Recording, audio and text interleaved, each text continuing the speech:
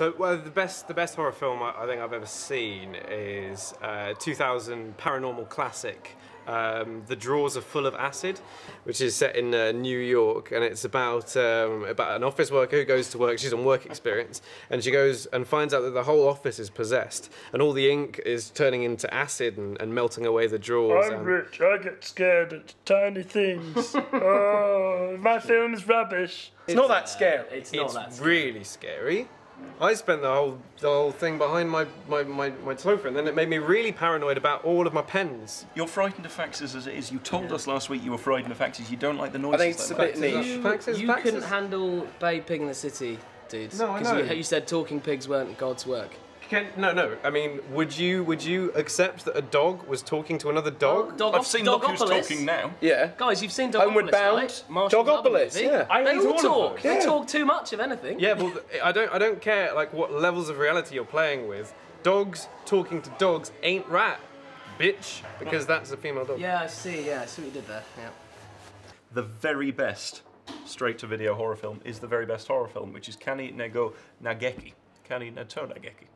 It's a Japanese film. You wouldn't have heard about it. Takeshi Miike. It came out, of course. No, I've seen it. It's just a bit mainstream. Came out not worth before talking about. Osaka Bad Boys, 1991. Never had an English dub. It was only ever subtitled by sort of home fans, and it literally means Lament of the Crab Hands. Okay, tiny fishing village.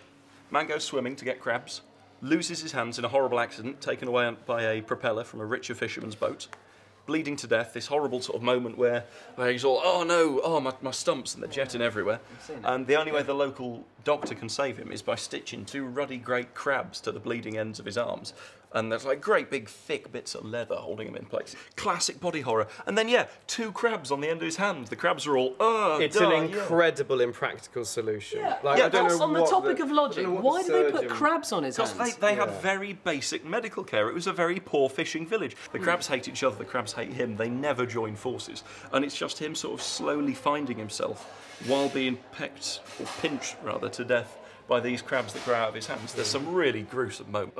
My personal favourite, this is, I'm not speaking for anyone else here. It's 1967 sexploitation flick, Witches, Witches, Witches.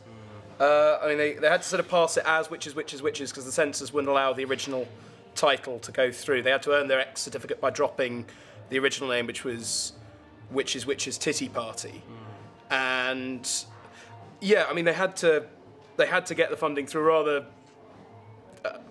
specific publication. Tits. There are tits everywhere, but it's. Yeah. There's a woman covered in tits. There is a woman covered in tits, and she is beautiful. You don't understand. It's an appreciation of the female thing. It's got a great feminist message. It's got a great feminist message to it. It's art.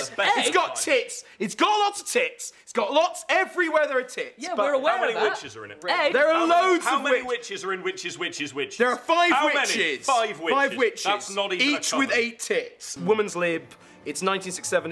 It's great shots of Carnaby Street with lots of tits and witches. Yeah, I mean that is a decent flick, but I'm gonna go for the underdog as I always do with 82 Paul Marshall classic Egg. 2 exclamation marks, obviously. I mean, we all know he did Dogopolis and Starship Awesome, which are a lot more. Yeah, exactly. Which are obviously a lot more mainstream. But what I love about Egg is just what it says about society, specifically in the 80s. So it's about this, the small farming village in Cornwall, and hens are their bread and butter, and then the Over Corporation, sinister. You see what they're doing there with Over, it's laid. They're coming in and they want to do tests on these eggs, and then a comet crashes down and the radiation hits the comet. This comet hatches because it's an egg as well, so there's more egg in it, and a velociraptor comes out, and we can see the gestation of what eventually became Jurassic Park in Marshall's work, which is why it's so important. It's 1982. It's all about eggs. It's all about fertility, AIDS. That's cheap. You can't just say AIDS. Well, just expect us to find the meaning in it. It's tapping into the whole alien thing, the whole motherhood thing. It's really creepy shit. It's deep. It's got 2 exclamation marks. It's Egg. Need I say more? Yeah, it's a bad film, though, isn't it? It's literally a. Oh, we're in opposite worlds here. So it's like a good book. Right. Is that what you're saying? It's a bad egg. Oh, very good. You should write for the film with lines like that.